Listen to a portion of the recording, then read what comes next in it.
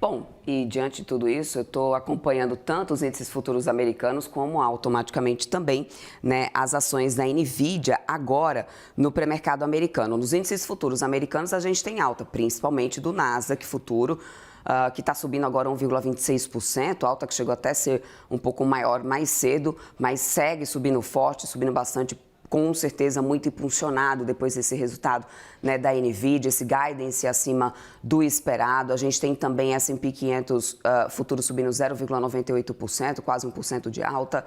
Dow Jones futuro subindo 0,49%, então, portanto, o balanço da Nvidia trazendo, né, realmente esse otimismo que a gente esperava, né, ter suporte diante de bons resultados, e foi o que aconteceu. Além disso, aqui, ações da Nvidia, nesse momento, ó, no pré-mercado americano, subindo, gente, olha isso, 5,19%. A gente segue, então, com alta das ações da Nvidia no pré-mercado americano, depois da gente ter tido, então, esse resultado ontem no fechamento do mercado. As ações já começaram a disparar no after, e aí a gente deve ter, ao longo de todo o dia de hoje, né, uma grande repercussão, né, desse balanço da companhia, que é a maior hoje, né, do mercado, com números históricos, números que são realmente, né, incríveis e que têm sempre surpreendido balanço pós-balanço. E a gente vai continuar repercutindo aqui esses números que eram tão esperados da Nvidia. Eu vou conversar agora com o Leandro Petrocas, que é sócio e diretor da Quantset, que já está aqui comigo. Leandro, muito bem-vindo por aqui, meu querido. Bom dia para você. Bom dia para você, bom dia a todos que nos assistem e obrigado pelo convite, sempre um prazer. Leandro, vamos lá, né? Realmente esse número, esse guidance da companhia, de fato reforça essa tese da inteligência artificial seguindo mesmo sólida?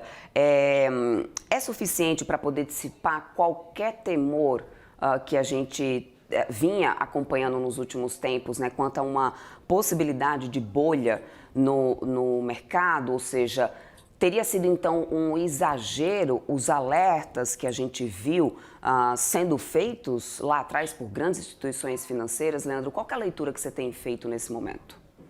Não, perfeito, Débora. Os números da Nvidia são realmente surpreendentes, né? Não à toa a empresa vale mais de 4 tri de dólar hoje. O lucro cresceu bastante na comparação anual. A projeção de receita agora para o final de 2025 e também para 2026 é bastante surpreendente, sem dúvida alguma. Mas acho que o mercado também olha um pouco a questão da adoção e de quanto que isso realmente vai conseguir, né, dessa tecnologia de inteligência artificial, quanto que isso vai conseguir se manter ao longo do tempo. Recentemente teve um gráfico que rodou bastante no quanto que a receita entre as empresas do setor de tecnologia, aí vai entrar Nvidia, Oracle, Microsoft, Amazon e Google, onde o mesmo dinheiro, entre aspas, por assim dizer, circula dentro desse ecossistema. Acho que isso que levanta muita dúvida do mercado no seguinte sentido, né?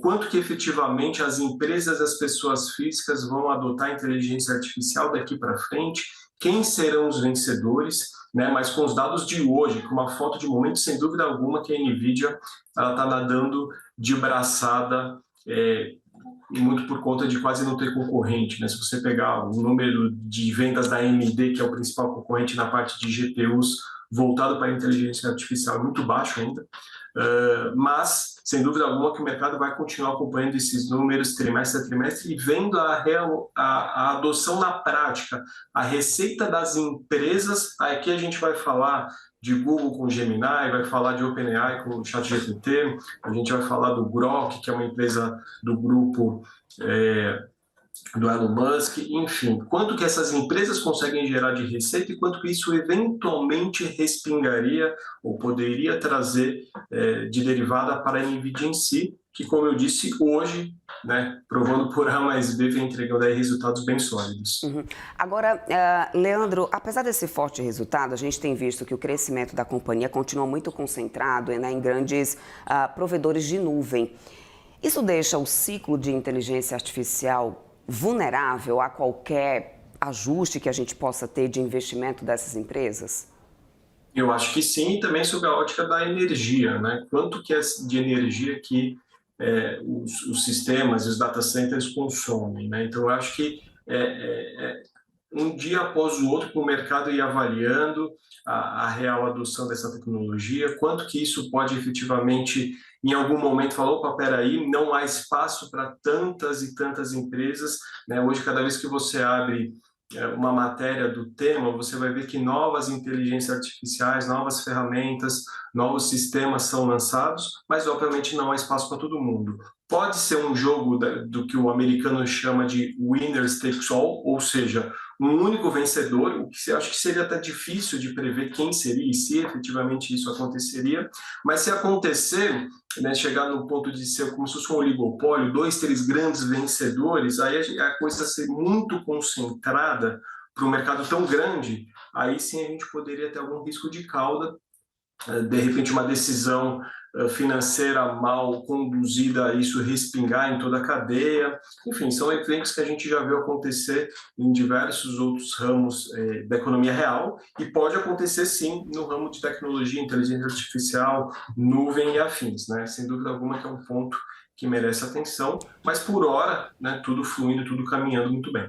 Agora, Leandro, ainda tem mais um fator que eu acho que a gente não pode dispensar, principalmente nesse ano de 2025, que é a questão do tarifaço, né? Porque quando a gente teve, né, logo lá atrás, antes de ter qualquer trégua entre Estados Unidos e China, a NVIDIA foi uma das empresas que mais sentiram, inclusive nas suas ações, no impacto direto, justamente por causa dessas questões comerciais. É mais um fator de fragilidade que a empresa, na tua visão, ainda continua exposta ou, diante dos números da companhia, diante de novos investimentos, a gente tende a ver esse risco devido a decisões externas que não dependem apenas da companhia, como esse fator econômico, né, do tarifaço, e ela conseguindo, então, muito futuramente, ou, enfim, dentro desses investimentos, reverter essa dependência, porque é preocupante você ficar, né, na dependência de decisão de qualquer governo sobre o que você pode ou não vender, para onde ou não vender, ou para onde ou não importar ou exportar, né?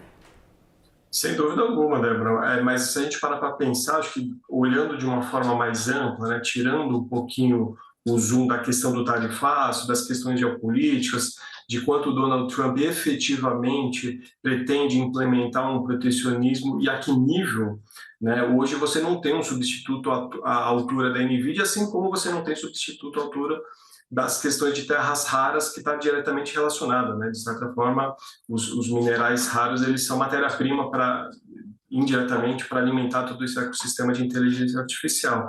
Então, muitas das vezes a gente precisa separar o que é ruído do que é sinal, né? Então, o tarifaço ele veio, as ações da NVIDIA chegaram a cair 30% ali do topo de fevereiro para o fundo de abril, mas logo se recuperaram e desde então apresentaram um movimento de alta de mais de 50%, ou seja, bastante coisa para uma empresa que vale trilhões. Agora, a gente não sabe efetivamente como que vai funcionar a cabeça do presidente dos Estados Unidos e também dos demais agentes geopolíticos, né? Então é um ponto de atenção, sem dúvida alguma, mas não me parece ser o caminho mais provável de que efetivamente os Estados Unidos vão querer implementar um protecionismo de modo que tenha consequências para ele próprio. Então, a própria questão do Brasil envolvendo esse assunto, logo que saiu o tarifaço, veio uma listona de produtos que estariam fora da implementação daquelas tarifas de importação e exportação, o que naturalmente seria aceitável, por assim dizer. Então, é um ponto, respondendo de forma objetiva, é um ponto de risco, sem dúvida alguma, mas olhando o contexto geral, não me parece que o caminho da implementação mais forte, mais impositiva, mais contundente das tarifas vai ser o caminho que o Trump vai optar por seguir, por assim dizer. Uhum. Bom, Leandro, olhando do quanto que isso pode ter, dos sinais que a gente pode ter de um ciclo saudável realmente em relação à inteligência artificial, quais indicadores você indicaria para poder a gente observar, principalmente agora, depois, a gente tem muito resultado da NVIDIA como um termômetro, né, ultimamente, principalmente dessa economia digital, dessa economia da inteligência artificial, mas existe algum outro indicador que você acredita que seja realmente importante observar para identificar se a gente segue com um ritmo, um ciclo saudável de inovação e diferenciar que a gente realmente esteja entrando ou não num clássico ambiente de bolha, talvez com excesso de alavancagem, valuation esticado, a questão das narrativas, como muito você bem citou, o que a gente deve deixar no radar para além, obviamente, de um resultado da maior companhia, né, do setor? A gente tem que acompanhar os resultados, ou seja, receita, lucro e endividamento das empresas que fornecem serviços de inteligência artificial. Então, a gente acompanhar resultado da OpenAI, resultado das linhas de inteligência artificial do Google, da Amazon, e aí sim, para a gente ter uma base de quanto que as empresas e as pessoas estão adotando essa tecnologia e gerando receita, seja por modelo de contratação de serviço, modelo de assinatura, porque assim a gente vai conseguir entender, porque hoje também tem muito modelo gratuito, né? Então, por mais que você tenha serviços com modelo de cobrança, com modelo de assinatura, o serviço gratuito e o serviço premium, numa foto de momento, o serviço gratuito atende muita gente, mas não atende uma grande parcela também de pessoas e empresas. Então, acho que quando a gente começa a olhar os números efetivamente de CAPEX, né, ou seja, investimento dessas empresas, vis-a-vis o quanto de receita e retorno, né, lucro efetivamente, última linha mesmo, que essas empresas estão gerando, começa a servir de norte para a gente ver, opa, o mercado não tem tanta aderência, o mercado ficou super, a estimativa para esse mercado foi muito elevada, talvez vai ter que ter algum tipo de ajuste, e é natural, isso vai ter reflexo no preço das ações de todo o ecossistema, né? Então, olhar o resultado da NVIDIA é importante, porque ela é o principal fornecedor da solução para os demais players envolvidos nesse ecossistema de inteligência artificial e cálculos rápidos e afins. Agora, ver quanto que uma Grok, quanto que uma OpenAI, quanto que a linha de receita de um Google de inteligência artificial consegue gerar e se manter estável, porque às vezes pode ser efetivamente uma onda, né? As pessoas, as empresas contratam esse tipo de serviço e amanhã depois cancela. Isso vai vir trazendo um efeito em cascata, né? Então, acho que esse sim é uma boa métrica de acompanhamento. Perfeito, Leandro. Quero muito agradecer a tua participação aqui conosco. Conversamos com o Leandro Petrocas, que é sócio-diretor da Quantset. Bem-vindo sempre por aqui, meu querido. Um ótimo feriado aí para você. Boa quinta-feira. Até uma próxima. Obrigado, Débora, para você, para todos que nos assistem. Bom feriado a todos. Até mais.